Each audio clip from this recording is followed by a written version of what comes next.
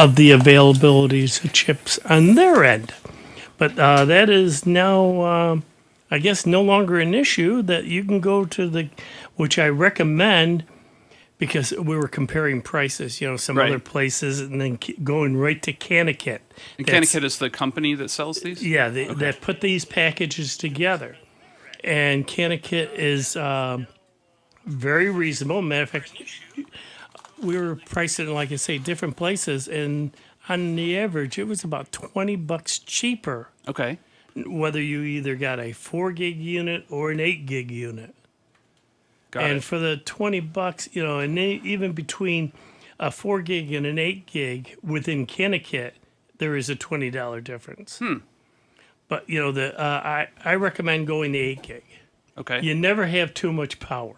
No, yeah. And especially when you're running And- everything in this little box. And a lot of times, what's becoming common now in the PC world that we've been facing in the Mac for the last few years, everything is on one chip. You cannot increase the RAM. You cannot increase the internal storage. You can add another drive, but you cannot increase the internal storage. Right, or the internal the internal working memory. Yeah. Well, of with the these, at machine. least you can It's add all an soldered. Yeah, you can always add an extra drive. SSD hard drives. Yep.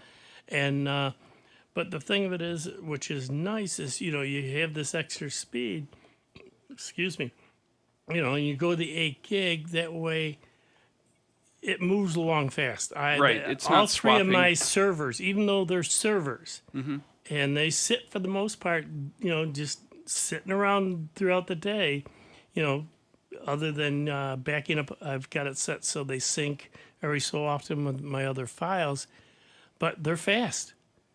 And they're, very efficient because I'm running with SSD hard drives, Right. and they're great little boxes. But that's the way it's going. Like I said, people are getting away from the big boxes, the big PCs, unless they're into gaming and all this other Sure. stuff. Need a high-end graphics card, and And the ability to replace it as time goes on. yeah, and the graphics card has to really kick butt. It's probably $1,000 video card in it. Can be. Yeah, with some of these gamers, I've seen it. No big deal. Right. Well, yeah, I'd say unless you have a specific industry application or a specific entertainment application that you're trying to fulfill, some of these single board computers, whether they are these new models or even some of the micro form factor PCs that some of the more established brands have had for a long time, those are very, very tempting, especially for the more typical email, web browsing, some online video, some miscellaneous streaming video, where you just really want just enough. The price entry point for that is really getting good. Yeah, and like I say, a lot of these Raspberry Pi packages that we recommend. One other thing I would recommend for them, especially if you go with a 4 or an 8 and the newer chipsets, is get a case with fan. Okay. A fan is you're talking about a unit. Granted, they've got heat sinks and that on them, but you can buy the cases, and I forget the name of the company. I'll have to look it up, but I got one that builds some really nice kits. Yeah. And they have the ones with the fans, and they're a nice big. And here's the other key thing: it's very quiet. You're not hearing this fan unit running in the background while you're trying to do something else. Yeah. And but definitely, you want a unit with a fan. So active cooling Yeah, rather than yeah, just just putting then- an aluminum heat Those- sink on the Those chips. little heat sinks, for the amount of power and everything else that these units are putting out, it's to your best interest. Sure, it helps preserve the unit. So when the unit runs hot, it's essentially wearing itself out, right? So if a unit runs too hot for too long, it just is not going to have the longevity that you can expect from a unit if you properly cool it. Yep. I was doing a storage drive upgrade on the Mac Pro 2013 trash can cylinder Yes, tower. yes. It's got this giant fan on the top, Right. and giant vents on the bottom, and the SSD flash drive It's vertical. is Yep. vertical with a little tiny heatsink on it. Now that was one of the first times I remember seeing a edge connector storage unit. Yeah. It wasn't exactly M.2. It was, I think, a Apple proprietary Kinda, connector. using part of the NVMe spec that no one else uses, of course. Right. Pretty much all the MacBook Airs used that same type of edge connector up until they went to the SoC. And some of the MacBook Pros, the early Yep, the MacBook Pros, yeah. before the Touch Bar series. And then on the iMac, when they had the Fusion drive, Yes. so the spinning mechanical drive was a regular drive, but then it had this second blade Yes. drive for SSD for speed. So in the early days, big SSDs were really expensive. Today they're just expensive. And so Apple had this thing for a while they called Fusion Drive. So there was part SSD for speed that it would put your OS and your apps on and recently used files, and then a big spinning drive that you could store a lot of stuff on. And it was in a special RAID format, so the user only sees one volume, and the OS handles moving things back and forth as it likes to. That was 2015, 2016, 2017 era. Yeah. We're starting to see a lot of those drives fail now. Yeah. Yeah. And like most RAID, not quite RAID 0, it's not a RAID mirror, it's a RAID bunch of disks. Right. When one drive fails, you lose all the data on both of them. So we had one of those last week where it failed. Fortunately, they had a backup. So we could put in a new SSD. So then we had a big SSD and a little SSD. And when I'm running the Fusion Recreate, it says this is not standard, but okay. But not acceptable. Yeah. It'll work. We'll It'll let work. you do Yeah, it. don't So leave that 128 gig SSD just laying in there. I'll Right. add it to the 2000 gig I put in. Was it true that the SSD was a separate piece of storage, so it was actually copying files from one to the other? It wasn't just caching versions of it locally? It was a separate storage drive, yeah. Wow. Okay. So it is possible that you could lose data if that happened to. It was almost fail. a JBOD. Yeah. Just a bunch of disks. Right. But there was some Prioritized. trickier in the OS that the system files were on the fast disk. Yeah. Applications were on the fast disk. It was always a bit of a bodge. You Yeah. know, it was. We really want to offer high speed and high capacity. Right. And it was Back when a 1 terabyte SSD was $1,000. Right. And it was way more dollars than people were ready to spend, but they still really wanted the speed. Yeah. It was, and Mac OS at the time was really good at taking advantage of the speed, but it was just, we just did not have the capacity that we needed. I know that where I worked during the week, we ran into a situation in that era where we opted for the SSD option. We said, all right, that's fine. Yep. We're going to give you a bunch of storage on our local servers, a bunch of cloud storage to put things in, and it was a problem because we were handing out machines with only 128 gigs, and by the time you put a full OS on those and got some miscellaneous documents and whatnot, it really was essentially a network computer, because if you weren't connected to the network and weren't able to access the outboard storage, you could not expect to hold very much locally. Yeah, when Apple went SSD only, they started with 128 gig drives. Yeah. So your OS and bundled applications take up 20, 25 gigs. Sure. And if all you're doing is word processing files, that's probably fine. Right. But you start putting pictures on there. Oh, just put them on the cloud. Or POP3 email. Yeah, right. Yeah. Yo, just put it on the cloud. I don't want to pay for cloud space. Right. No, yeah. Or I've got all these attachments to my email. Oh, Aunt Betty sent me the photos from the family reunion, and it suddenly, hey, where'd all my drive space go? Yep. Yep. At the air show last week, even though I was emceeing, I still took 2,000 pictures. Okay. I'm weeding through them to take out the empty sky or half the airplane that was shooting by. And Right.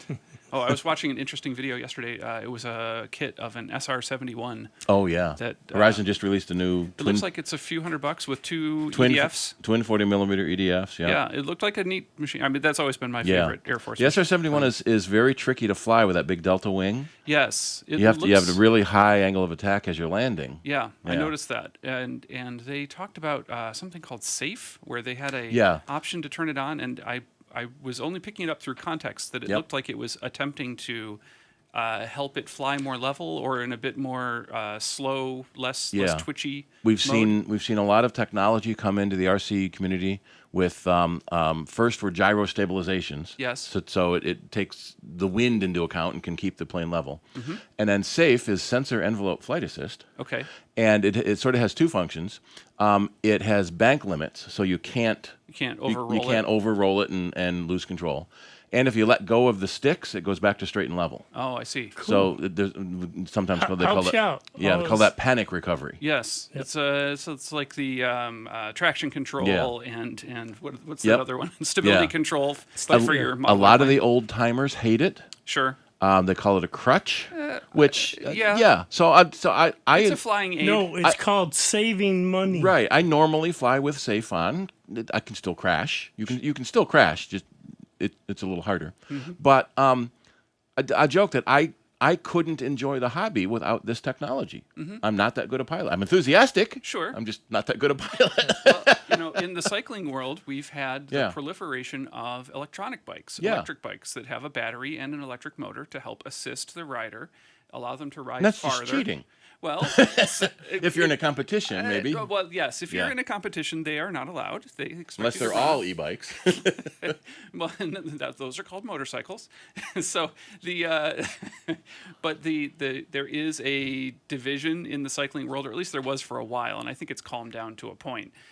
But there are lots of people who want to go ride with Mm-hmm. their friends, with their spouse, and they just may not be as strong, and they don't want to hop on a tandem Yeah. with the other person, but they want to be able to keep up, or they want to be able to ride a little bit further than they might need to. Uphill And- takes too hard and downhill goes too fast. Right, and the options available these days, especially for people who want to commute, the options are fantastic these days. Of Yep. course, an e-bike tends to be a little more expensive, but there's a lot extra going on. But we're seeing, yes, there are aids and enhancements to the traditional style of both model airplanes and Yeah. bicycles that are allowing more people to enjoy those activities.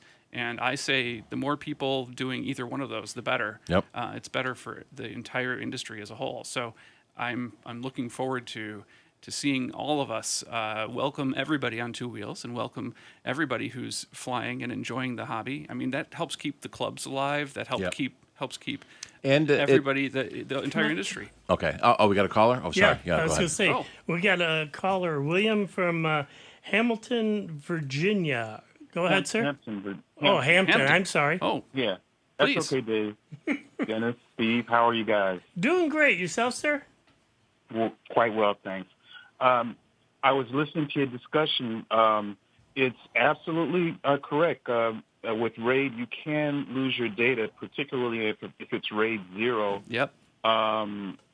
RAID 1, if I remember correctly, uses striping, and then RAID 5 uses a parity check, and RAID 10 uses striping and mirroring. So you can still preserve your data, but you have to choose the configuration that's most optimal for doing so. Right. is true. RAID 1 is with two drives. It writes the same data to both drives, so that if one drive fails, you don't lose any data. Right. And RAID 0 is that striping. Striping with half the data is written to each drive, so it can go twice as fast. So Sure. we sometimes call it scary fast RAID because Yep.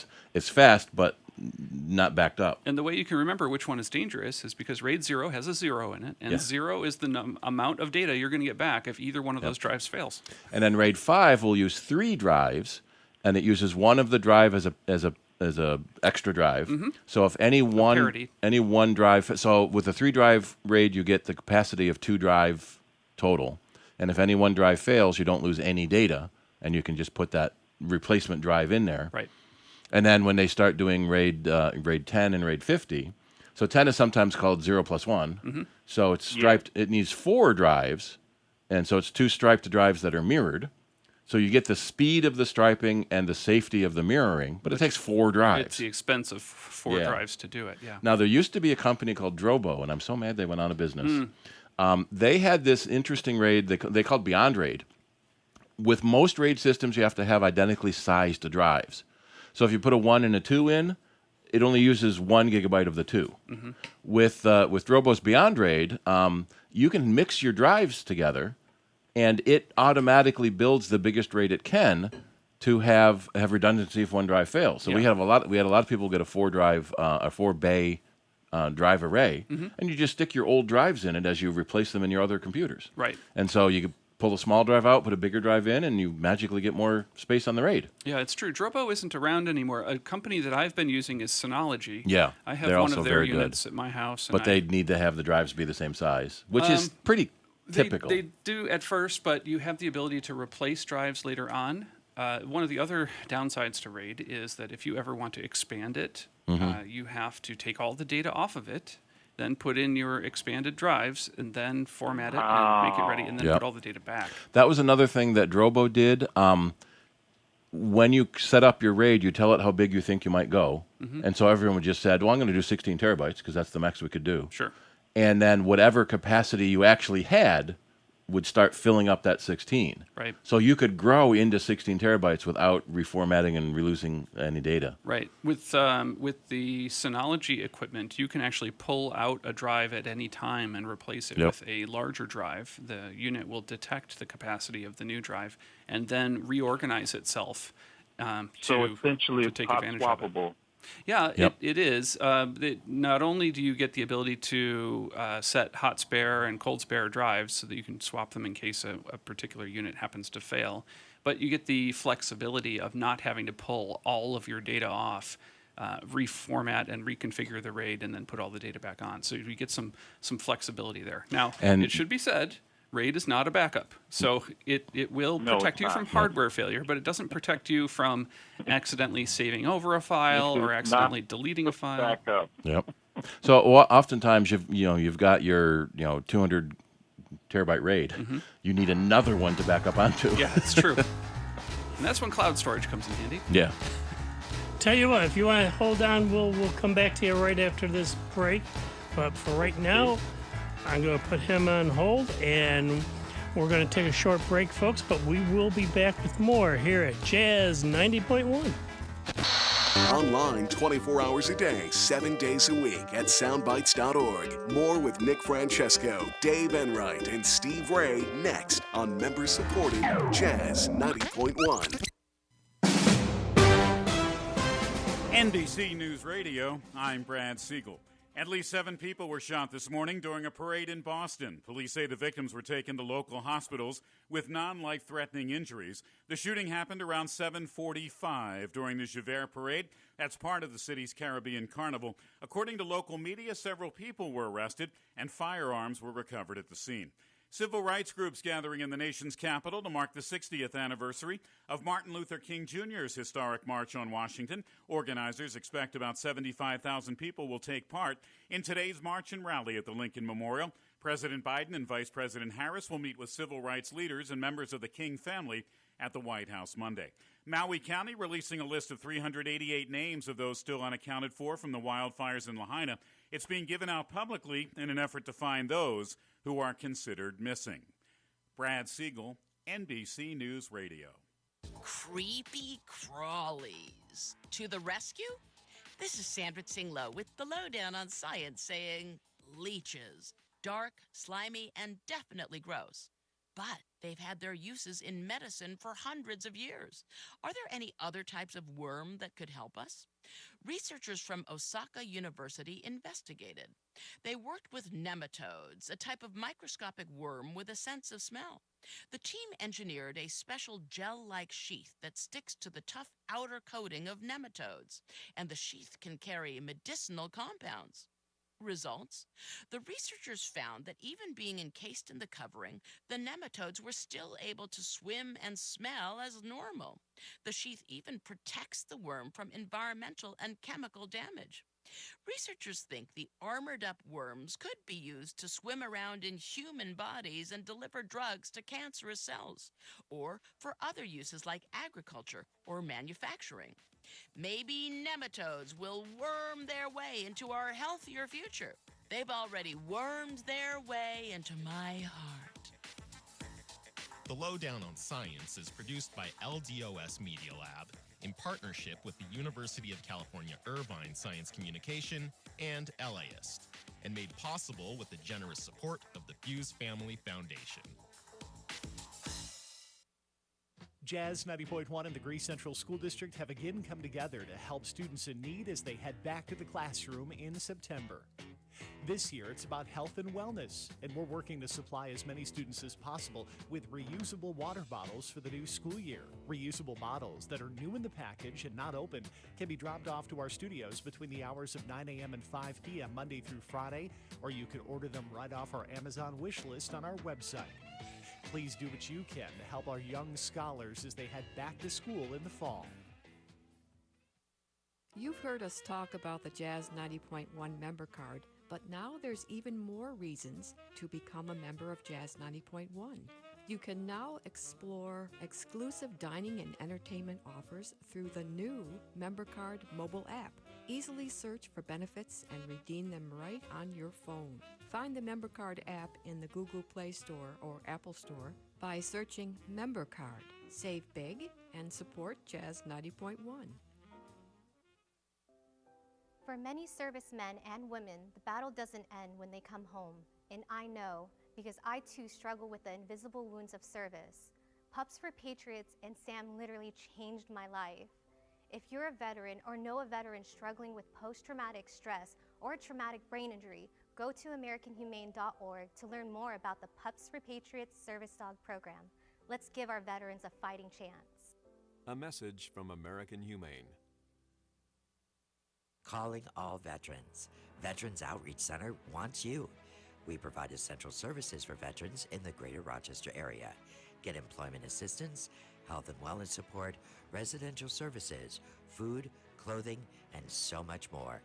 VOC, serving those who serve us for over 50 years. Visit vocroc.org or call 585-546-1081 today to learn more. Here's the latest Jazz 90.1 weather forecast. We're not quite out of the wet woods just yet here in the Rochester area. This despite the fact that the summer is now one of the wettest on weather record. Only 3 other summers going back to the 1870s. Wetter than this one. For your Saturday, still a couple of scattered showers and a thunderstorm in the mix. Clouds and times of sun later in the afternoon. The high in the mid-70s. Mostly cloudy Saturday night. The low in the upper 50s. Mostly sunny Sunday. The high in the low 70s. I'm meteorologist Josh Nichols for Jazz 90.1. And currently right now we've got partly cloudy skies, 76 degrees out at the airport, and 82 here at member-supported Jazz 90.1. Hi, this is Jeff Harris. Join me tonight from 5 to 7 on member-supported Jazz 90.1. And welcome back to this edition of Soundbites. We had Will on the phone still with us. Go ahead, Will. Well, we were talking about backup, and I was wondering if I could ask you guys one question and then hang up and listen to your response. And it's about, I know how much you guys are Linux aficionados, and I've been converted. I now use Zorin myself. I recently got wind of an app called Time Shift, and I would like to hear about your experiences with it and, you know, what you have done with it. And if I may, I'd like to just listen to you guys and hang up, if that's okay. Did you say Time Ship with a P? Shift, FT. Shift. No, Shift with an F. Okay. That's a new one for me. I'm not familiar with. Fill us in a little bit, there, Will. Presuming you haven't hung up. Okay. It functions in a manner, from what I understand, equivalent to System Restore on Windows. Okay. And my understanding, I just downloaded it recently, and my understanding is that it's also useful for backing up files. And I thought perhaps maybe you guys might have had some experience with it. We haven't offhand. It's sort Probably of a Nick backup has. program. Nick is more of our guru for Linux and Unix. Okay. I know enough to be very dangerous. Okay. I'm reading as quickly as I can. I play around quite a bit with the Raspberry Pis and that type of stuff. And I got to admit, I'm just getting into more and more into depth with Linux and trying to slowly, my goal is by the end of this year to totally replace 2 more of my Windows 10 machines with Linux. Yeah, I see a big warning good here idea. that Time Shift is designed to protect system files. It is not a backup tool and excludes user directories by default. Oh. So it keeps your system intact. So if you load a corrupt driver or screw up something in the system, you can get your system files back up and running. Which is key because sometimes if you don't have that up, you can't then get at your other data. Now, if you're running a distribution like Ubuntu Linux, there's an app called Deja Dupe that will like help that. that. But yeah, Time Shift by itself sounds like it's for protecting system state. Kind of like Windows Restore, System Yeah. Restore. Yeah. Yeah, so there's still that's will what you it's you know, even with Linux, there is backup, backup, and backup. We can't say that there is no operating system out there that you don't want to have some other form of off-site backup. Yeah, the 3-2-1 backup strategy. You need 3 copies of all your data in 2 different locations. No, I'm sorry, on 2 different media. Types of media. And one should be off-site. Now, that rule was invented back in the days when sometimes people would back up to tape and sometimes back up to recordable disc or magneto-optical. And then store them all in the same office that gets burgled or fire or flood. Yeah. Well, our expert just texted in. Nick said, Time Shift is a system restore utility. Yeah. It takes snapshots of your system at regular intervals, which can be restored later. Right. Dennis had mentioned about Deja, and I think that is part of what I have.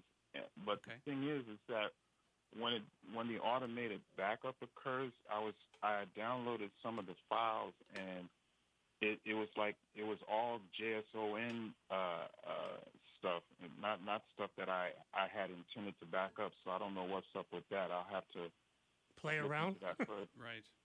Yeah, great. Yeah. Good question. Check it out and make sure to call us either later in the show or next week. Yeah, and let us know what you learn. Yeah.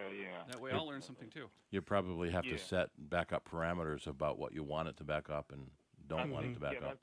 I think that's what it is. Maybe I don't have the correct backup parameters set. I just found a nice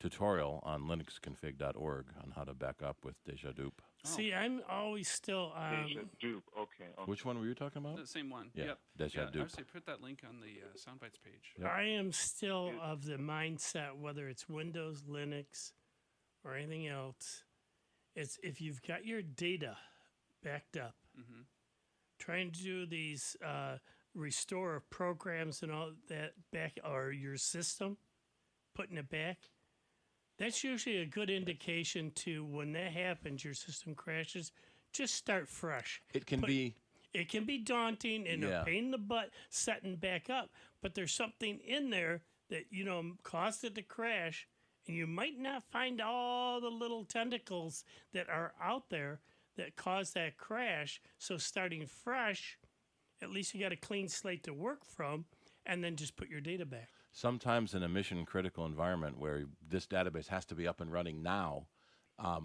having a system image you can restore instantly can help. Well, Nick pointed me to this one program that he uses that you can take like an image of, say, all the programs that you have running on your Linux machine. Right. So you get the basic system back up, and then you run this other program, and it goes out and gets all those programs and installs them for you. Yeah, I've got a tool like that on the Mac called Homebrew, and I keep a list of the files that I care about, and I save that to some of my cloud storage, and it's just a text file, and then I can re-import that and say, all right, Homebrew, go take a look at this list and everything that's on it. That's your shopping list for this trip. Go ahead and grab all those things and install them, and then I come back, half an hour later, and poof, I've got all the apps it'll I care put about. it down. Yeah. Now, are you guys still archiving the programs after the broadcast? Oh, yes. Oh, yeah. We've never stopped that. Yep, and we're Okay, doing yeah. that, and they're also available as a podcast feed. So if you're interested in subscribing, you can get the latest show. The audio files are on our website under Audio Archive, and then we have the video files on YouTube as well. Yep. If you really want to be scared. It's early in the morning, and all of a sudden you go, "What the heck?" Oh, that woke me up. Well, there they are. See those faces in the morning. But thanks for giving us a call. Yeah, on that note, I'll certainly say farewell to you guys. Thanks a lot. Thanks for calling. Have a great day. Yeah, enjoy the rest of your day. Bye-bye. Yeah, it's always fun learning new stuff. And scaring people. Yeah. And I liken back to the early days of DOS and the early Apple IIs that you turn it on and there's a blinking cursor. Right. You write your own program, you figure out how to do it yourself. And we're kind of back to that with Linux. Yeah. You can have a pre-configured Linux with a GUI that looks exactly like Mac or Windows. Sure. But you can tinkering modify with it is yeah, fun. well, Yeah. Tinker with it a lot. You develop your own technology itch, right? Of you've got an idea or something that you think, oh, it would be really fun would be if it could do this. And then you start to dig into that a little bit further and investigate, learn a little bit more, and maybe get a false start or two and try it out.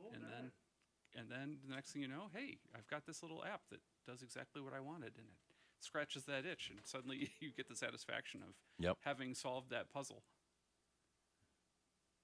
All right, we got another caller. We got Bob. Where in New Mexico did you say you were, sir? I'm about 25 miles south of Albuquerque, a village, Los Lunas, L-O-S-L-E-U-N-A-S. I've heard of. Very good. Did you take a left turn at Albuquerque? No. That's a cute cartoon. But no, we moved here on purpose. Very good. Well, so how's the heat out there, though? It has been terrible. I felt like I've lost 2 months of my life being cooped up inside with air conditioning. From about mid-June through last week has been just in the low hundreds, 102, 103 kind of numbers. And it's just, other than first thing in the morning, too hot to do much gardening or walking or anything. So. Yeah, that's what my sister-in-laws say. They're out in Phoenix, Arizona, and the heat out there for those folks, it's they're like just living in an oven, I'm sure. Oh, amazing! But it's broken such that high 80s or 90, 91 is normal now. So great. Right. So how can we help you today, there, Bob? The topic is being hacked. My wife has an IHG account, which is you and I know them as Holiday Inn Express, hotel chain. They have a bunch of other things. They hacked into her account that stores her points. When you go to a hotel, you get so many points, you accumulate enough of them, you can get a free night or something. Yeah.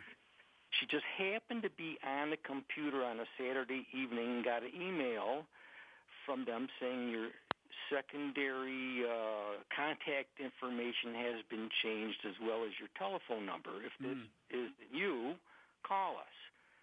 She called. Lo and behold, just minutes before that had been changed, and whoever did the hacking actually booked 2 nights at a resort in Sedona, Arizona. And my wife says, that ain't me. We're home. We're not going anywhere.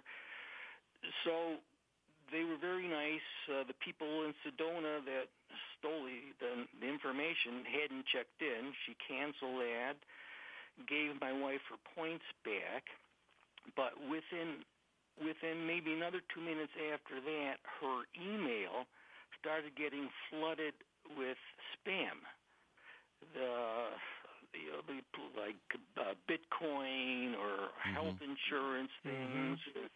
Yeah, the most common cause of being hacked like that is password reuse. Yep. Some website got breached. It's never you. It's never your computer. It's never you doing it. Right. Some website got breached, and they lost your password. If you use that same password on other services, then the bad guys will try that password on other places.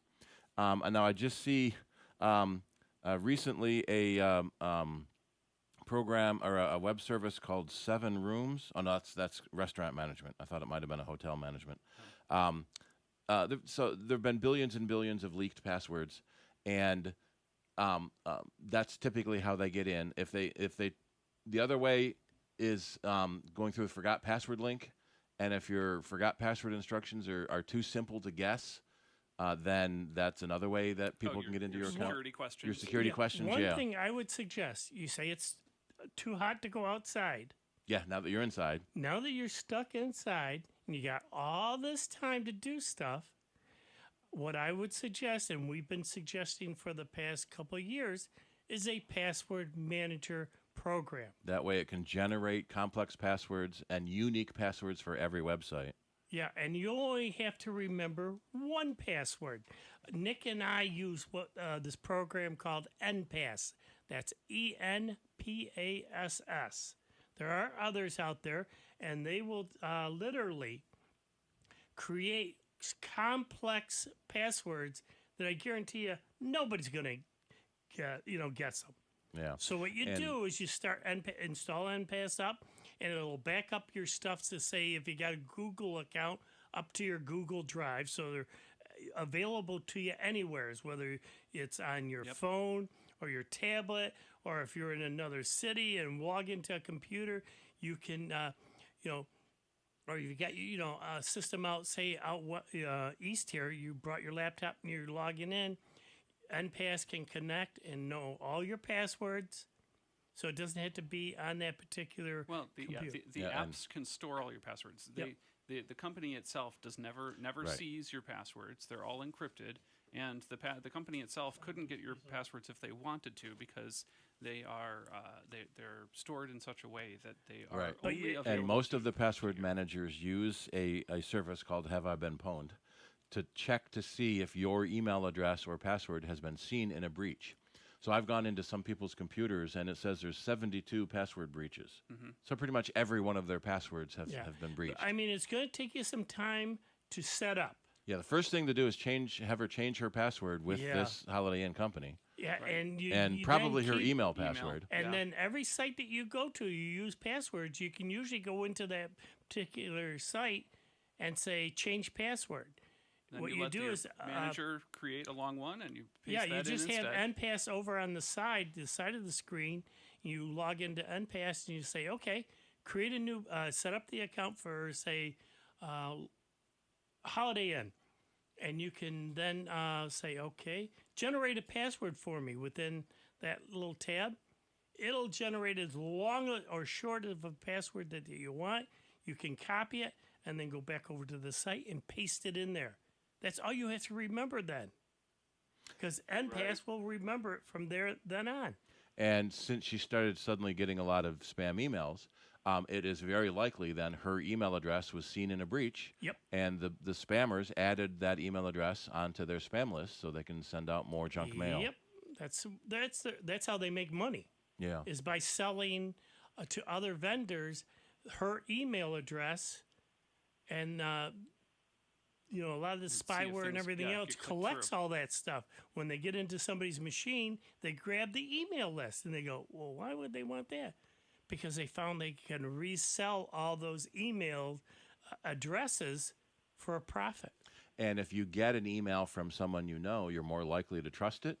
Mm-hmm. So the bad guys will use those addresses to send the spam, hoping they'll catch someone that will open it anyway because they trust who it came from. Yep. So there was a problem a few years ago. Marriott bought Starwood Hotel Systems, and Starwood had a persistent breach. The bad guys were in the Starwood hotel reservation system for literally years, collecting passwords and driver's license numbers, passport numbers, and no one knew it until Marriott bought them and started doing security audits. And so 500 million people who had done reservations through Starwood Hotel had all their accounts lost and their passwords and passports, as I said. So it's never you, it's the other end. So we would recommend taking the time, and both of you set up a program like NPass and get your passwords changed. Companies the security industry has been trying for years to come up with a better thing than passwords, and right now there's a new system that's being tested and it's available called Passkeys, and Apple's supporting it, Microsoft is supporting it, Google's supporting it, and it uses the biometric data in your phone. So the other end doesn't have any secrets to keep. So it's the other end that loses your password. So they have to store your password. When you log in, they compare what you typed with what they already have stored. And so when that company gets breached and they lose the stored password, that's where the problems start.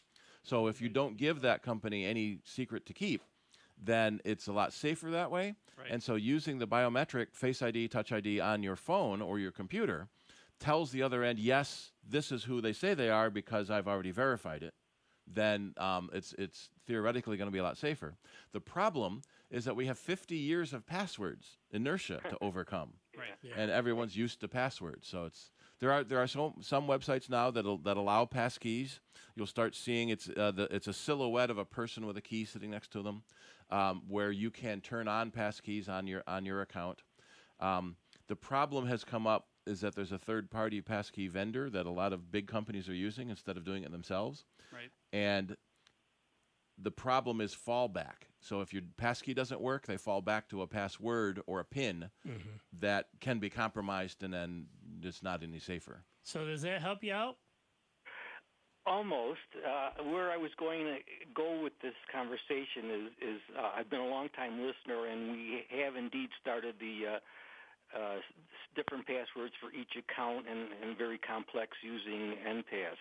That's already in motion. Good. Okay. And my wife was at first just one by one hitting report to spam and filtering out each one of those. But they were all different addresses to the tune of hundreds. Yep.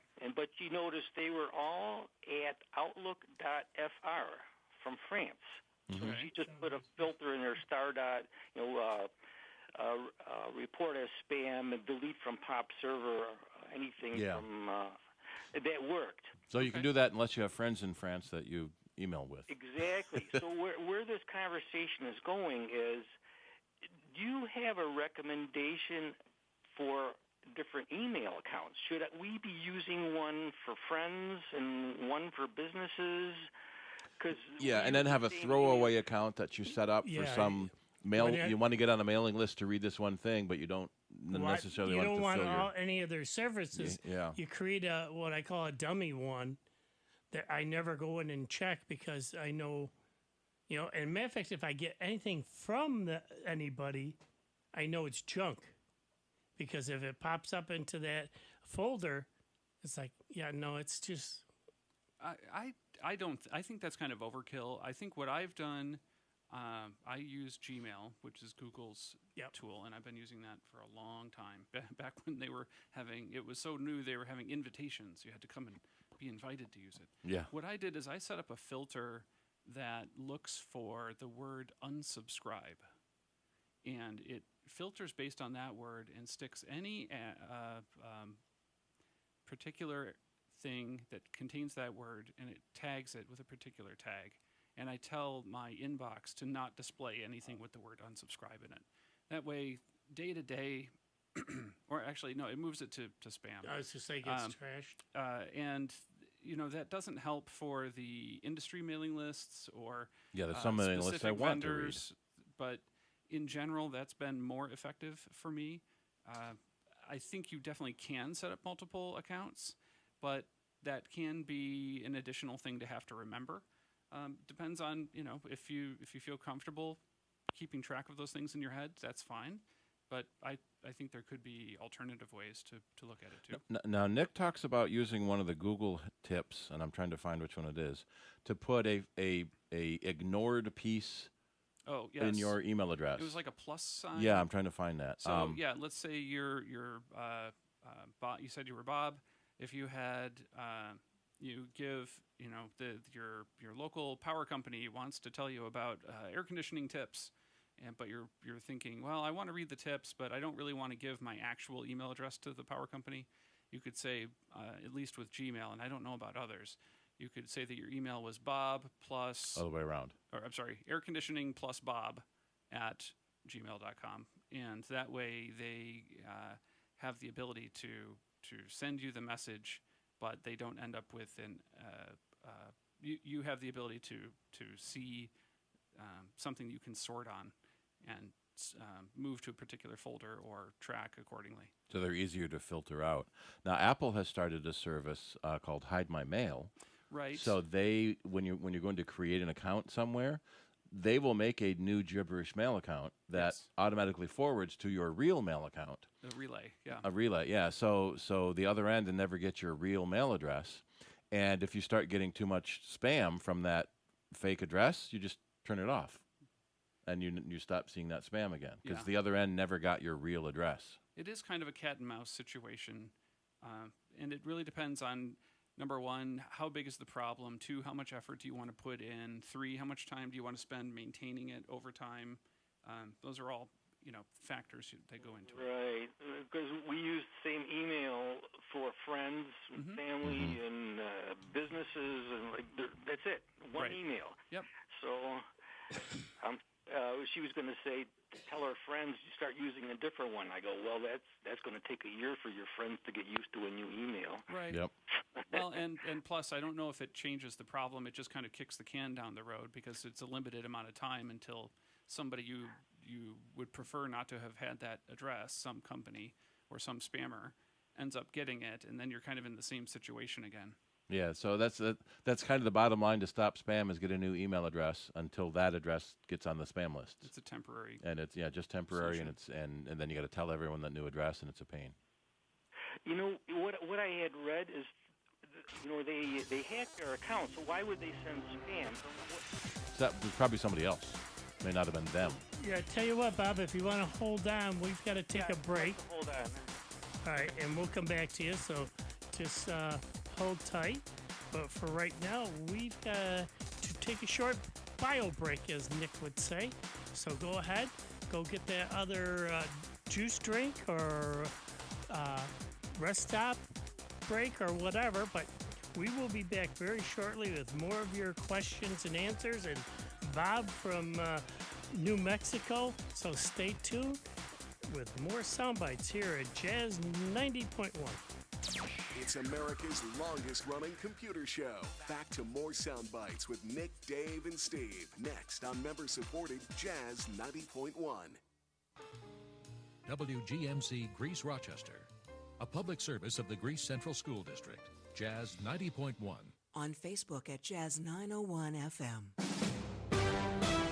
NBC News Radio, I'm Julie Ryan. Civil rights leaders are gathering in the nation's capital to mark the 60th anniversary of Martin Luther King Jr.'s historic march on Washington. Martin Luther King III called it a continuation of his father's fight for civil rights and not just a commemoration of the event. We're coming together to say we must create the climate for America to move forward in a forward direction. Organizers estimate some 75,000 people will attend. At least 7 people were shot this morning during a parade in Boston. Police say the victims were taken to local hospitals with non-life-threatening injuries. The shooting happened around 7:45 a.m. during the Jouvert Parade, which is part of the city's Caribbean Carnival. Chicago police say at least 2 people were wounded by gunfire during Friday night's White Sox game. Police say a 42-year-old woman is hospitalized in fair condition after being shot in the leg, and a 26-year-old woman was grazed by a bullet. Julie Ryan, NBC News Radio.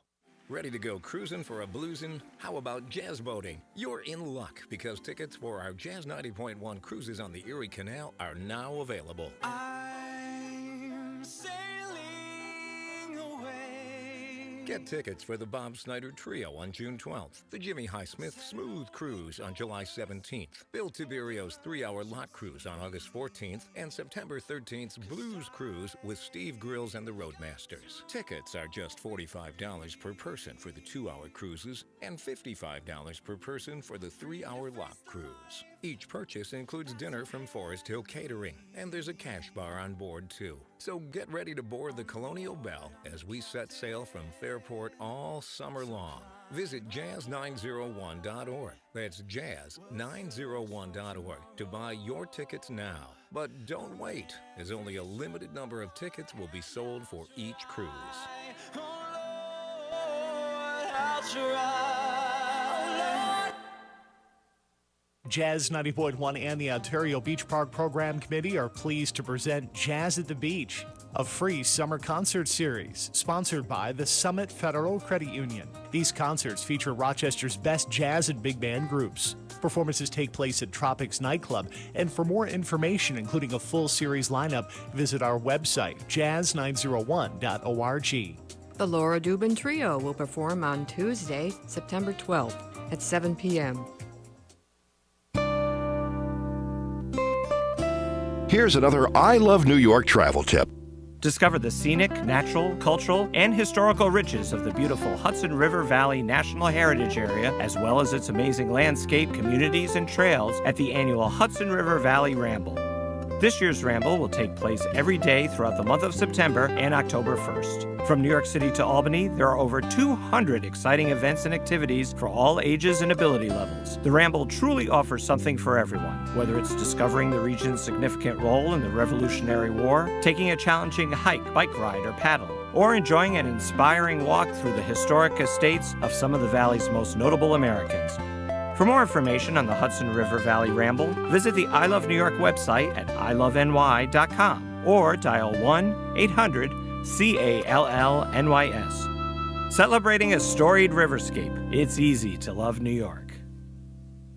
I thought it was a rash, but my doctor said it was a tick bite. Ticks can spread Lyme disease and other illnesses, leading to chronic health issues. My brother was always having asthma flare-ups. A roach problem at home was causing it. Allergens left behind by roaches and rodents are a major driver of asthma attacks. When I had a fever and body aches, I never thought it was West Nile virus. Mosquitoes breed in standing water and can spread serious diseases. Get the facts at pestworld.org. A public service message brought to you by the National Pest Management Association. Her words weren't written under peaceful shade, but under fear for her life. Everyone has inside a piece of good news. For 2 agonizing years, she worried about being caught by the Nazis. The good news is that you don't know how great you can be. Though her story ended early, her words live on. I don't think of all the misery, but of the beauty that still remains. With her positive outlook, Anne Frank continues to fill us with hope.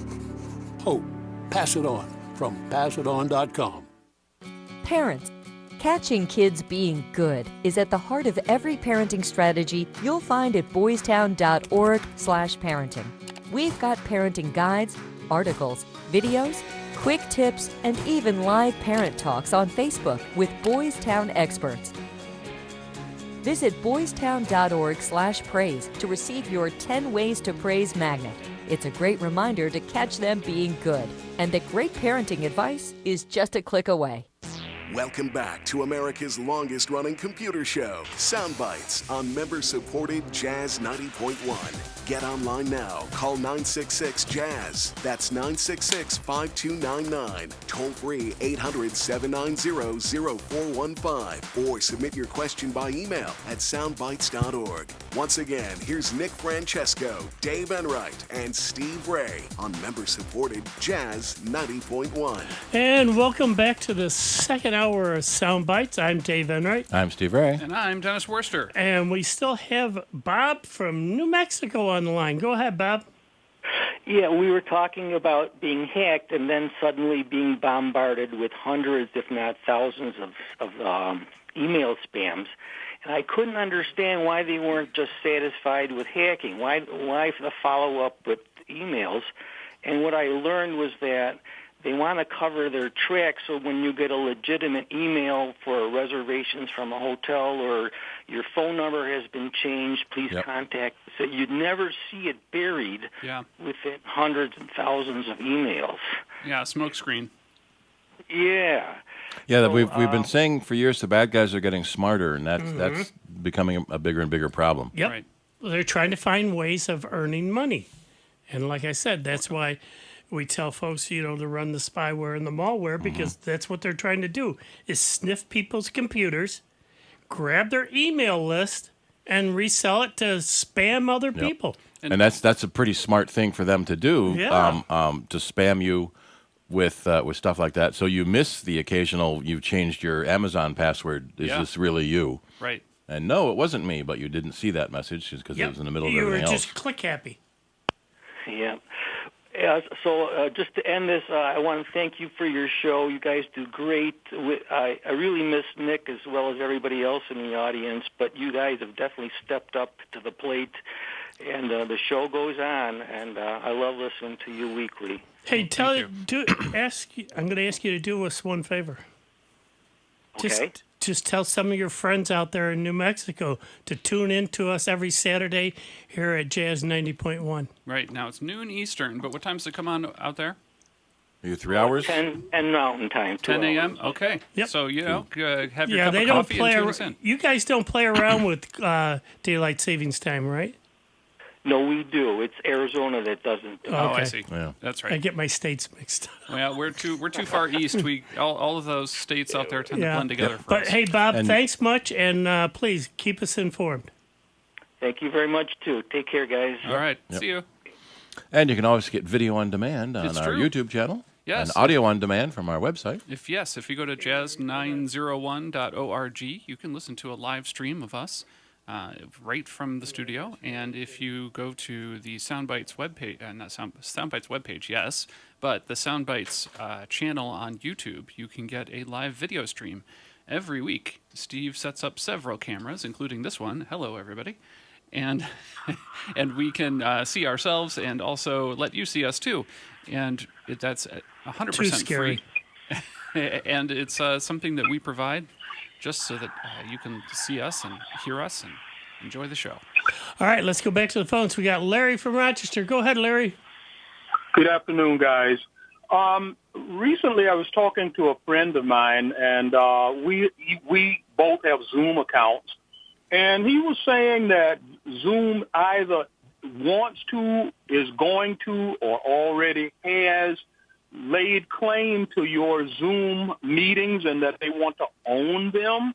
I don't know if I understood, and I hadn't had time to really research that. Yep. But I was just wondering, had you heard anything about that? Because to me, if I have a meeting that I'm assuming is private and all of a sudden Zoom owns it, I've just lost my privacy, depending on what Zoom or someone else is forcing Zoom to do. Right. Yeah. So I do know some about this. I don't know enough to be an authoritative source, but I can tell you what I've heard so far.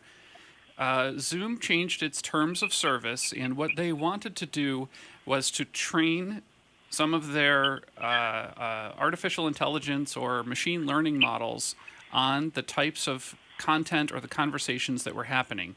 And they changed their terms of service in such a way that by using the service, you automatically agree to these by having created an account and using the service. Lots of people noticed this, and word spread very quickly.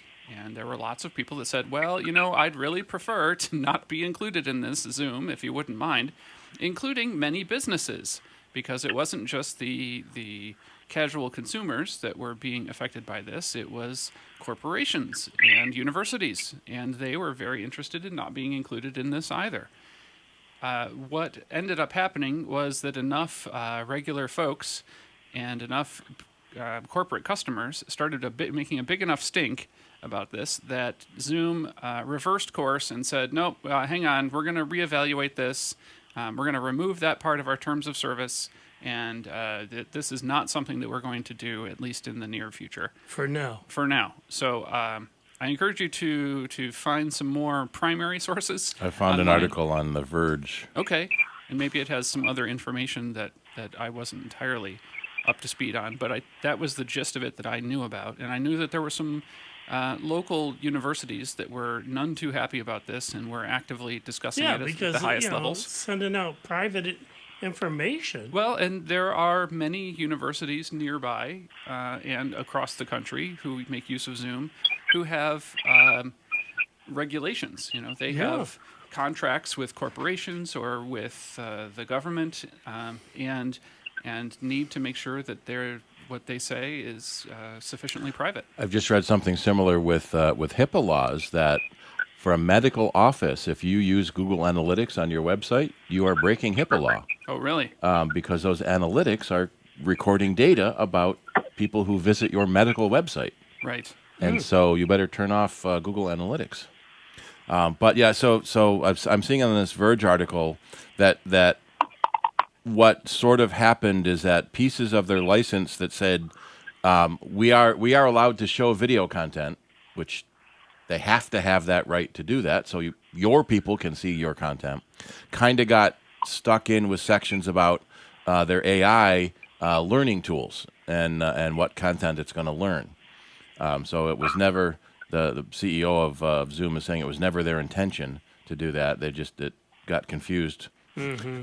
Probably too many lawyers involved. That's their story, and they're sticking to it. Yeah. According to the AP, the company quickly responded with a blog post on Monday stressing that it will not use audio, video, or chat customer content to train our artificial intelligence models without your consent, and added a line to the terms to make that clearer. There are online privacy experts that say that the policy is now accurately reflected in the document, but the terms do still allow Zoom to train AI on other data, for instance, such as how customers behave, and they question how much choice some meeting participants will have to opt out if, say, the boss decides otherwise. So there's a lot to figure out. But the current terms do not allow the company to tap user-generated content like video and chat without a customer opting in. But once a meeting host agrees, the other participants have to leave if they don't want to consent. Yeah, we've already seen now that if you start recording your Zoom meeting, the other end, the people that join the meeting are warned that that's happening, so they can decide if they want to keep attending or not. Right. Knowing they're being recorded. But if it's your company that's using Zoom and your boss has started the meeting and started the recording, for whatever reason, then it's there's a weird power dynamic there where your boss is doing this, but if you don't want to be involved, you have to just not join the meeting. I just basically decided that if Zoom was actually going to do that, I'm out of Zoom. Okay. Let's find another way to do it. Sure. It's not that I'm trying to plot against the government, but you'd like to know you have some privacy. Sufficient privacy level when you're holding a Zoom meeting. That was the whole purpose of it. And that's why Zoom eventually made enough money to buy privacy companies so they could combat a bad reputation. But and I'm going through their terms of service now, and basically they are retaining ownership of the software. And in Section 10.4, you retain ownership of all of your customer content. Right. Well, I need to look at that a little more. I was just, I was concerned about it, and I thought I'd call and ask while I do my own homework. But if it looks like they're going to breach that and say, okay, you're no longer private, Larry Floyd is out of there. I hear you, well, that's your choice. Yeah. Well, here's an interesting clause. Zoom is not intended to use by children under 16. Okay. Unless it's a school subscriber. Right. So your 16-year-olds can't use Zoom at home. Sounds that way. Well, not intended to use Zoom at home. Yeah. That part doesn't bother me anymore. Yep. Okay, guys. Well, I just thought I would call. I figured someone would have a little bit more information than I have, and as usual, you guys are a wealth of information, so thanks for being there. Thanks much, Larry. Yep. Talk to you later, my friend. Yep. Yeah, it's a tricky situation, and there's a lot about this that was sensationalized in headlines, and then the article goes on to describe kind of the dull details, and I don't think a lot of people were necessarily reading all of the article. Yeah. So, dear listeners, if this is something you're interested in, be sure to read the entire article and be fully informed. A headline may not be sufficient on this particular topic. Yeah, a lot. Similar things happened in YouTube in the early days when there was some change in the terms and conditions about YouTube owns the right to broadcast your video. Okay. Well, yeah, they have to have that right if you want anyone to see your video. Right. Otherwise, it's just a cloud storage cloud service. storage, yeah. All right, so, let's go back to the phones. We got Patrick from Batavia. Go ahead, Patrick. Okay, guys, great show as always. I have a situation. I bought a computer and monitor a few years ago, and it came with a cable. I'm thinking it looks like a DVI cable, which I'm not really familiar with. But I wanted to upgrade my monitor, and I bought a monitor that had I'm going to buy a monitor. It looks like it has a DVI. HDMI and the VGA port. Okay. Mm-hmm. But the problem is I bought one that only had HDMI, and this computer doesn't have an HDMI. It has something called a display port. They call it a DP. That's right. And so I'm wondering if I don't have an option for HDMI and I do have a VGA, would it be any issue? Will I have to change any settings on the monitor? You can get a DisplayPort to HDMI or DVI to HDMI cable fairly easily. So there were computer video standards. VGA is an analog standard, one of the very oldest standards. It's been around. And then DVI was the digital video interface that supported larger and larger monitors. And that's only about half as old as VGA, but Right. VGA is decades old. Yep. And then DisplayPort was an enhanced version of DVI to support even larger monitors. So in the early days, 17-inch was a large monitor. Yeah. Today, 24 inches is a small monitor. Yeah, And then, meanwhile, in the wanted in the television world, HDMI, the high definition multimedia interface, came out, and so television started getting HDMI. So your Blu-ray players and your cable boxes would use HDMI, and then somebody along the way figured out, hey, let's put HDMI on a computer, and then you can use a TV as a monitor. Yeah. And so that's sort of what happened, and so now most monitors are coming with HDMI. Most computers are starting to now come with HDMI. With 4K color Right. resolution. In the early days, television was very low resolution, 640 by 480, no matter how big your screen was. Right. Then they added HD, which is 1920 by 1080, and now 4K, 3880 by 2660. And so the TV monitors have caught up to computer monitors. That was always a question too. Why does my 30-inch TV cost $500, but a 30-inch monitor cost $5,000? Well, because it's significantly higher resolution, more millions of more pixels. But yeah, you can get either a DVI to HDMI adapter or a DisplayPort to HDMI cable to use your existing computer ports with the new HDMI only monitor. Yeah, when I started reading about it, I read something that said that not all of those converters, the HDMI to DisplayPort, were functional. It had something to do with the digital format of the DV. And it can depend on the monitor resolution. If you just have an HD monitor, pretty much any cable will work. But if you have a 4K monitor, you need a special 4K HDMI adapter that can support the higher resolution. But coming out of VGA port ain't going to be that much. Yeah, VGA is going to be pretty low quality anyway. The other thing with HDMI is the refresh frequency. 30 hertz cables will be cheaper than 60 hertz cables, but you want 60 hertz or better. But then it also depends on what your monitor is. So we're starting to see TVs coming at 120 hertz and 240 hertz. So what can you tell us about your monitor? Yeah. Well, what I can tell you is the plug that I think I call it is a DVI plug. Okay. Is blocking the information about the monitor. So what I'm hearing from you is I believe the VGA, it comes with a VGA cable. So I could start out and plug that in and then I'll be functional. Yeah. But if I decide I want something better, then I've got time to go out and look for these other That's right. other cables. What type of computer is this? Is it a Dell. A Dell box? Yes, laptop or desktop. Desktop. Well, you can. All right, if you've got an HDMI port on the back of this new monitor, you can pick up a HDMI video card relatively cheap. $50-$60. A cable will be cheaper, but a new video card might give you better quality anyway. Yeah, it's going to give you the better quality.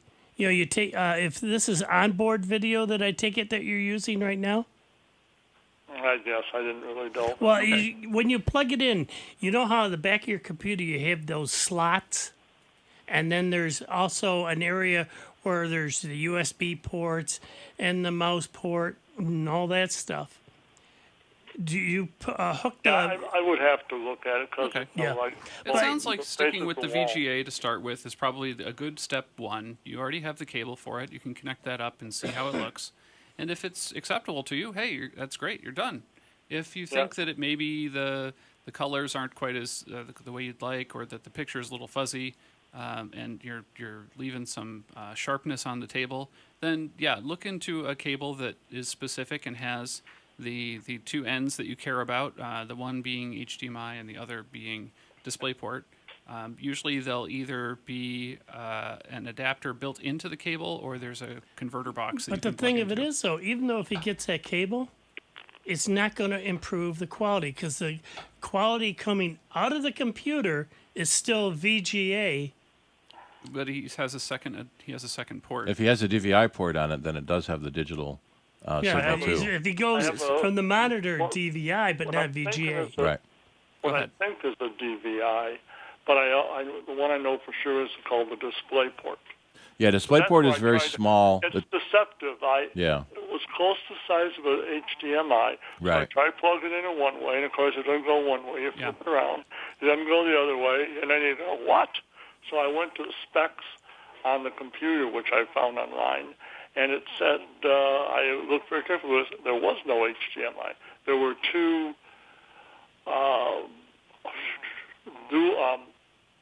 display ports. Yeah. Mm-hmm. Yeah. And I think the guy that built the machine added this card for that DVI, because I didn't see anywhere where they said it included it. Could have been, yeah. DVI is about 1.5 inches wide, maybe half an inch tall. Four rows of three rows of pins of holes. Basically, the male port on your cable would go into the female port on the computer. And there's a space in between it. A space, and then a bunch of other 4 pins and a horizontal slot. What I remember about putting it in, it was a bear getting it in, which is why I'm a little reluctant to just pull it out for 2 Well, yeah, because it's got so many more connectors on it. It's 34 pin? I think you've given me several options, and I think one of the things will come down to is how easy it is to find a place that sells that cable. Yep. In a small town, we don't have that many options. I do travel, so I may find it. So I think I'm going to go with that route, the VGA, and then decide what to upgrade, because I want to at least be able to use my printer is hooked up to that computer upstairs. Uh-huh. So anytime I do want to print something, so I had it turned off, but I'm thinking that's the way to go. So one of the places that I've gone for cables, especially ones where I know I need something slightly unusual, I've gone to monoprice.com. They are a company that specializes in cables. Monoprice.com. I will look that up. Thank you. Yep. And I will probably also re-listen to this.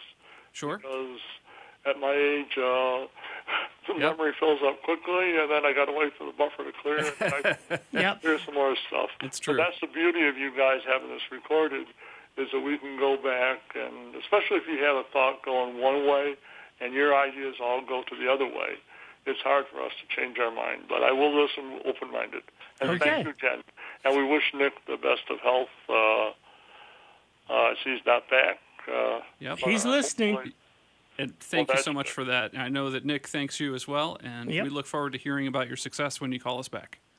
Yeah, probably it'll be a week or so to get to it, but all right. Have fun with it. I will report back, yes. And have a good day, Nick. All right. Yep. Thanks for calling. Okay, bye-bye. Sure thing. Yeah, it's tricky when it sounds like he's got a slightly older PC with VGA and DVI on it, but the monitor is got everything. That's really old though to have still VGA port on it. Yeah, VGA and DVI is those are two older standards, and the monitor itself is trying to do its best of having relatively modern HDMI and then still having the fallback VGA.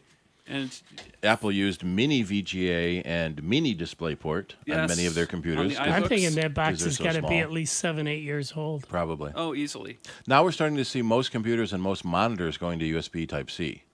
Yes. And then it'll have a USB hub in the monitor because it's a USB connection anyway. Oh, I've got a story about that. So the USB hub is fantastic because you can use your laptop like a desktop. You can set up an external Bluetooth keyboard and Bluetooth mouse, and you can connect one single cable to your laptop, and it sends power, so you can charge the battery for later on. It sends the video. Your monitor has a built-in Ethernet jack, so you can plug into wired Ethernet, and it has several USB ports, so you can plug in other things like a cable to charge your phone or things like that. One of the downsides is they have a setting on the monitor that nerfs your network connection. So if you're used to getting high-speed networking, it can either prioritize the data rate going to the monitor for your video, or it can prioritize the network speed. But not both. Yeah. So I was trying to figure out, why the heck is my network so slow? And I had to go into the monitor, believe it or not, and say, oh no, prioritize the data speed, not my video, because I'm not playing games or movies. I'm just doing windows on the screen, trying to do my day-to-day work. Yeah. So when I adjusted that one, then everything was just fine, and I got back to real life and didn't have to worry about a slow network anymore. But that sure was annoying for a couple of weeks, trying to figure out what could possibly be slowing this down. Yep. And it's weird because as a gamer, you'd want both fast refresh and fast network. Right. Yeah, there were a couple of challenges. I will say this was a Dell monitor. They have two different lines. They have the Ultra Sharp line and they have the Performance line. And one of those is Mac compatible, and I bought the wrong one. Ah. So there's one that has some Mac compatible utilities for window management and other things, but the one that I bought was not that particular one. But the one cable lifestyle of having USB-C connected directly to your laptop still is very, very convenient. I do recommend it. Yeah, because the computers, well, the current box that I got didn't come with a DVD drive. Yeah. And again, there's mouse ports are gone now. Keyboard ports are all the gone. PS2 stuff. Yeah. Yep. Yeah, it's all Everything expected to be wireless these days. USB or Bluetooth. Yep. All right, tell you what, folks, we got to take a quick break. We have, I forget who was on the line. I suffer from CRS. But hey, stay on the line. We will get back to you right after this break. It's a relatively short break, so don't go far. More of this coming on Jazz 90.1. Computer talk you can understand. More Sound Bites is next on member-supported Jazz 90.1.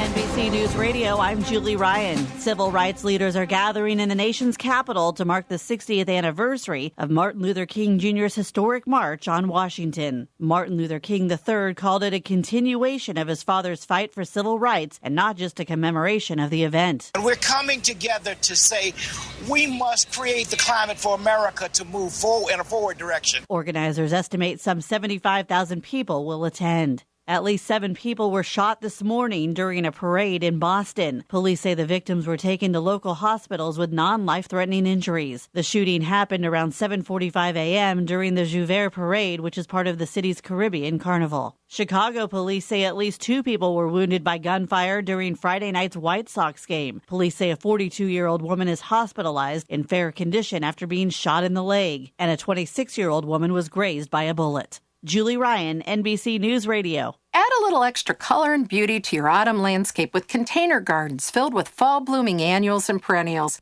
Hi, I'm Melinda Myers, horticulturist and gardening expert. A pot of mums or asters can add color to your front steps. Combine them with other fall plants for added beauty. Enjoy the color and fragrance of frost-tolerant pansies and watch for butterflies that stop by for a sip of nectar.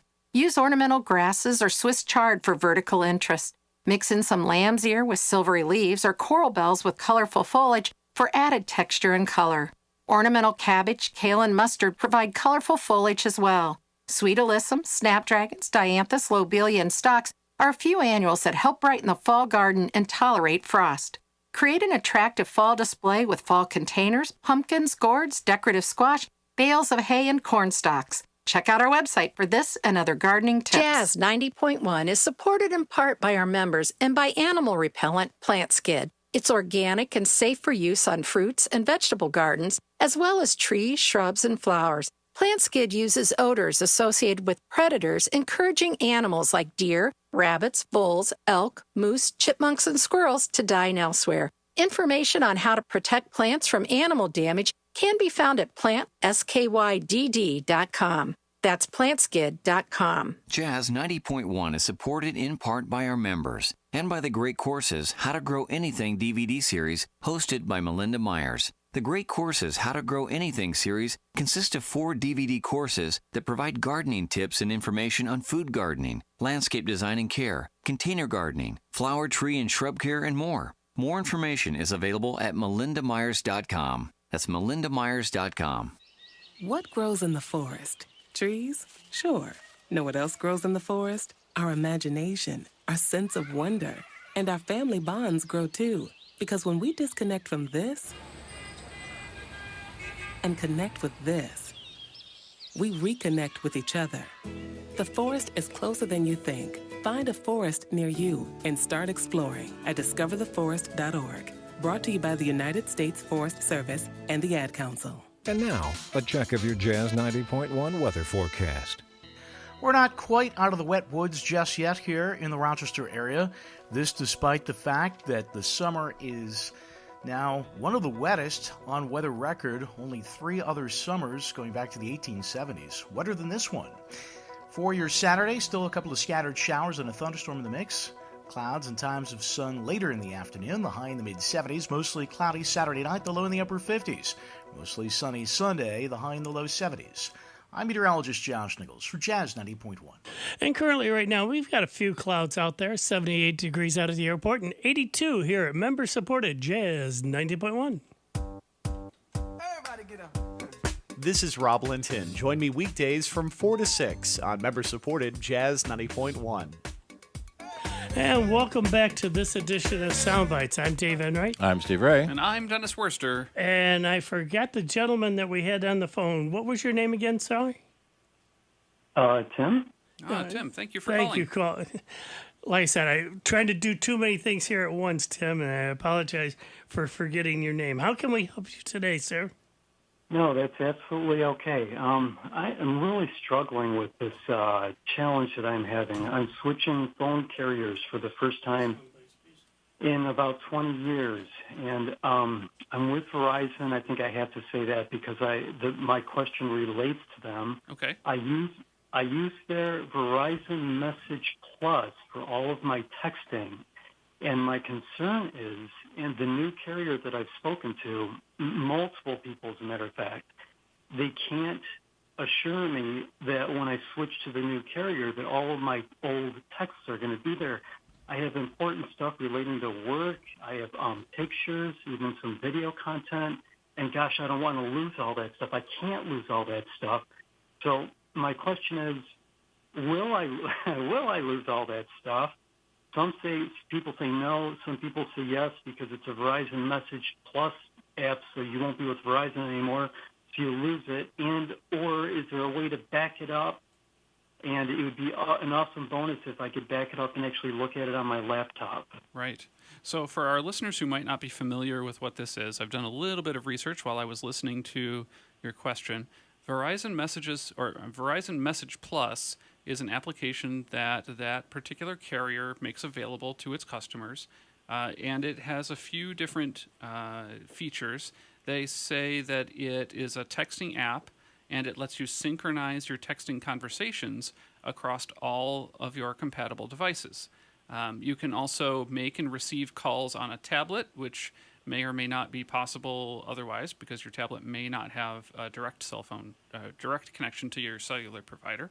You can also customize conversations with backgrounds, bubble styles, fonts, and more. They also say you can send e-gift cards to family and friends, and you can also access additional features during a conversation like Glimpse, Yelp, reminders, driving mode, and more. Regular text messages is just text. Right. And more companies are adding more and more features like emoji. Yes. Google's pushing their rich communication system. Mm-hmm. Apple's got their own iMessage. Right. But they're not compatible with each other, so it falls back to plain text. So, yeah, if you're switching providers, you might be nervous that the information that has gone into this particular app, whether it's from you or from the other people that you're communicating with, is kind of stuck inside this area. And if your new provider doesn't have a method to query that data store and import those things, you rightfully are concerned that conversation and that information might go away or become inaccessible. Fortunately, there is a way to export those messages using the My Verizon app on your phone. There's an export feature. It exports it into a comma-separated value text file. That's good. So you'll be able to read it humanly. Right. You may not be able to import it into your new texting program, but you'll at least have it in a file that you can refer to when you need to. And when you say, and that was my big concern, is I was afraid it was all going to turn into code. You're saying that could I access it online? So You'd have to upload it to some online service, but it would be a file on your computer. You'll receive it's essentially a file that will have information about the day and the time that the message was sent, who it was sent from, who it was sent to, probably the content of the message itself, and every single message will be on its own line in this file. It's going to be text, and I won't say that it's code per se, but each one of those pieces of information that I just talked about will be separated by a comma. That's what comma-separated values means. And you'll be able to take a look and scroll through that file. You'll be able to use whatever searching capabilities are inside the application that you're looking at the file with, but it won't appear in the same area on your new phone from your new provider that you may have been using in the past. So it's going to be an entirely different point for reference, but it won't necessarily be the same place that you're seeing new messages. And then new messages will come into the text app on your new phone, and old messages will be in this file that you can open up and look at. Now I'll be using the same phone. Okay. The same phone. Well, if it's a different provider, the Messages app itself, from what I'm seeing, is available on Android phones. I don't know for certain if that app goes away when you switch providers. You can tell me what you've learned, Steve. Well, I'll say that's the problem, is that all the cell phone companies call it message something. Okay. And so Google Messages is different than Samsung Messages, is different than Motorola Messages, different than Verizon Messages. So none of them are basically cross-compatible except for the raw text message.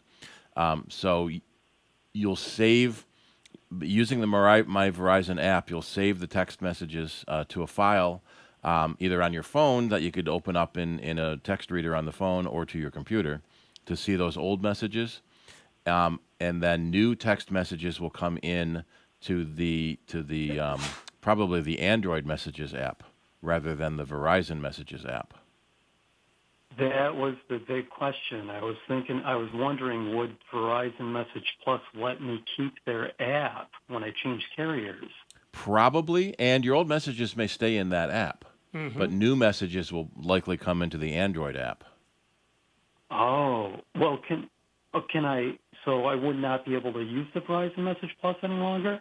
Probably not to send messages, but you may be able to use it to see your old messages. Oh, that would be great. Can you promise me that? No. Yes, as long as you don't hold us to it. Can you promise us we're not going to have snow this year? Yeah. Yeah, we can pinky swear. That's, we're seeing what Verizon has been posting on their website on how the Message Plus app works. Here's a question: can you use Verizon Messages on a non-Verizon device? Let's see what they say there. All right. Is it going to be We're investigating. Verizon Messages will work, but it won't integrate into Verizon's cell phone number. True, because you're not using Verizon anymore. You're not using them as a carrier. So you'll be able to scroll through your old messages. You just can't use it to send any messages. New ones. All right. So send or receive. This could be good news for you. Yes, I think it is. I can't tell you how many hours I've spent trying to research this and find out, but that sounds right. It sounds like that's the way it should be. Yeah, the app is there, but you just can't. In other words, you can view what's already there, right? But you just can't send or receive any future stuff because it won't talk to Verizon services because it's anymore. on a different. What's your excuse me? Who's your new carrier?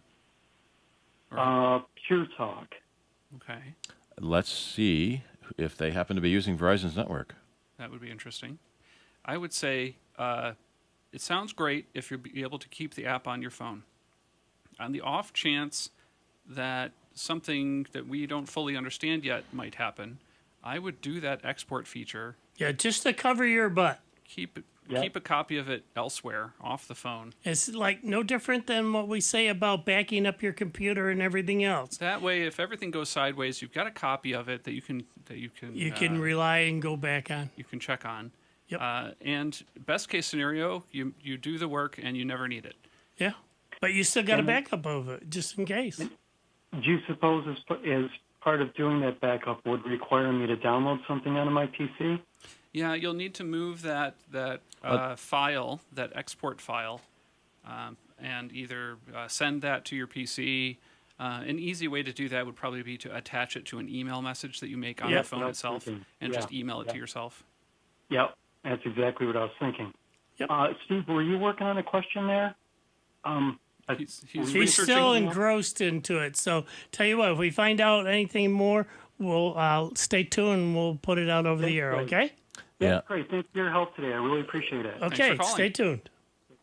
So most of the answers are it should work, and no one posted back saying it did work. Yeah, it seems logical.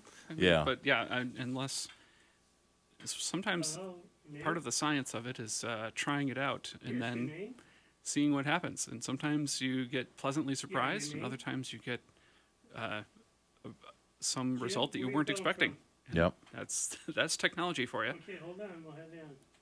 It sounds like Yeah, the wonderful thing about standards is there's so many of them to choose from. Right. Well, and every company's got different priorities, and very rarely is one of them interoperability. Everybody wants to lock you into paying them. Now, like in the Apple world, you can use iMessage to send text messages from your iPad through your cell phone. Right. So you can send and receive text messages on your computer and your tablet Yeah. by using your phone. So that's what this Verizon app did for Verizon customers. Yep. All right, let's go back to the phones. We got Jim from Brighton. Go ahead, Jim. Hi, I have a question. I can no longer find Steve's notes. Used to be, I thought, on the page where this voting would take place. Okay. Is there a new way to link to it? It's right on the front page. It's called Search for Show Links. The current links are on the front page, and there's a button that says Search for Links that you can search for the old links. All right. Give us that web address one more time. It's at soundbytes.org. Okay. So go there and check on the front page, and you'll see the notes about the latest show. Or you can search on old ones. And then you can go and see. Yeah, you can go. So you can keep seeing previous pages, 25 links at a time. Or there is a link right on the home page that says search. Go back to it. Search the show links. Very good. I hope that helps you find what you're looking for. Thank you very much. All right. Well, thank you for giving us a call, and I know that we've helped you, and also everybody else who's listening.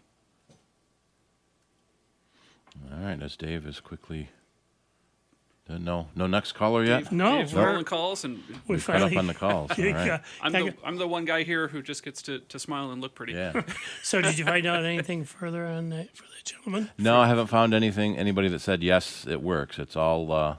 Now, dear well, listeners, that's why I think, for him, the best thing to do is, like we said, you were advising him to do, is take the time and back him up. Yep. Email him to, himself, and then, matter of fact, I'd email it a couple different places if you can, and save it. And that way, it's a fallback. But if he's lucky enough to go to this new carrier, because a lot of them are cross-linked, even though, they share service. They're on the same pole and everything else. Well, that's kind of why I asked him who his new carrier was. Right. I can't find QTalk to see who they were. I'm guessing that's an MVNO. Right, yeah, but Googling it doesn't find anything. Okay. So there are some primary Maybe carriers. it's There's T-Mobile and CUE, Verizon not and Q, AT&T not the word and Q, a couple the letter of others. And then there are what I'll call secondary carriers.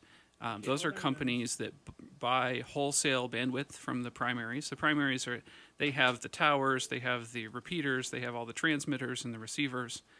They've spent all the money on the network, but there is a certain amount of capability that the network has that's greater than what those companies need. Yep. And they can sell that bandwidth to secondary companies, and those companies are able to often offer really good service for a discounted price. Right. And I think that's what one of these folks might be. Yep. All right, let's go back to the phones. We got Dennis from Rochester. Go ahead, Dennis. I've got a desktop Windows 10 PC. Over the past couple of weeks, all of a sudden, it takes 2, 3, or 5 times of pressing the on button to get the monitor to react, to come on. I've already switched monitors, and I've already switched cables. You guys have any other ideas as to why it's... Is the computer turning on when you push the button? The computer does turn on. Then you know what? I had this happen to one of my monitors because I've got dual monitors. Okay, what'd you do? What I had to do was I went to one of the local stores like Home Depot or that. Okay. And got this what they call turn on, turn off switch. Okay. So because your switch on your monitor is probably getting ready to go, which on my one monitor went. Okay, so the switch But itself. just before it went, I was able to go to the store, get this extension cord, and it has an on-off switch at the other end. Mm-hmm. So what you do is you plug the plug into an outlet, and then you plug the monitor into that. Right. And you can, instead of hitting the switch on the monitor, I just hit this little white switch, and that turns the monitor on and off because it's the switch internal to the monitor that was going on mine. Okay. And I've been doing that now for 3 years, 4 years. So, caller, did you say that yes, Dennis, I remember, because it was my name. Hello. Hello, other Dennis. Well, I had ahead. an older monitor, and I got rid of that and got a new monitor and a new cord, and it's still doing the same thing. A new monitor and new cord, still the same thing. Was the Do new you get monitor any the same messages on resolution of the old one? Yeah, or do you get any messages on the monitor itself saying things like signal not detected or going into sleep mode? What happens, I get nothing. Could be his video card. I get, when the monitor does come on, I get my blue power on light. Switches from whatever it is. How old is this box? 7 years old, maybe. Okay. Might be the video card starting to go. How many video ports does the monitor have on it? Maybe it's looking at the wrong one. It's got a VGA and DVI. You may want to bring up the menu in the monitor and see if there's an auto select, auto detect port, or make sure it's set to the right port the computer's putting out. Because maybe the monitor's not set to the right port, so it's not showing any video. Right. Okay. The video is integrated on the motherboard. I was thinking maybe I either need to get a separate video card or maybe get another power supply or something like that. I just wasn't sure. Yeah, a video card wouldn't be a bad idea if you can find one at a price that's reasonable to you. The type of connections you might get on a new video card may be fresher and newer than that monitor. A monitor that supports VGA and DVI might be a bit older. It's like we were talking about earlier. Right. Most new monitors come with HDMI now. So either finding the appropriate adapters to adapt to that older monitor, or potentially finding a combo deal where you can find a more recent monitor might be another way to go. And you also have to know what kind of slots you have in your computer, so that you know what to get the right video card. Right. That can be tricky. It's all doable, but there's some details that all have to match up just right, and if you don't get it right, it's simply just not going to work. It probably physically won't fit in the machine.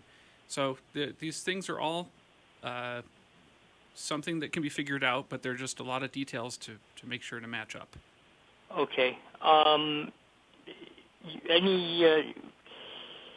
So first thing is to go into the monitor and see if I can get it to lock on to DVI, which is what I'm using right now. Right. Make sure the monitor's set to the DVI port.